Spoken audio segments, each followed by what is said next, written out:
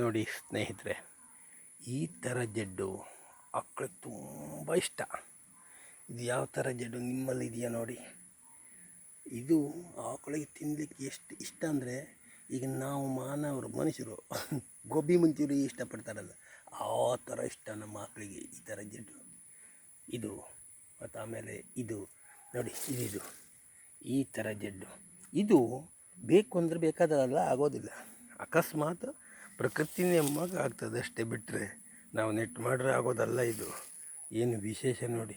ಆಕಳಿಗೆ ಮಾತ್ರ ಹಾಲಾಗಲಿಕ್ಕೂ ಹಾಗೆ, ಮತ್ತು ಅದು ತಿನ್ನಲಿಕ್ಕೂ ಇಷ್ಟ ಅಂದರೆ ಇಷ್ಟ, ಅಷ್ಟಿಷ್ಟ ಇಷ್ಟಲ್ಲ.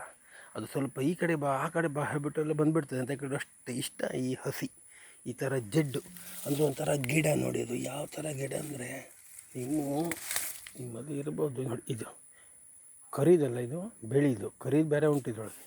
ಇದು ಸ್ವಲ್ಪ ಕೊಯ್ಕೊಂಡು ಹೋಗೋಳು ಬಂದೆ.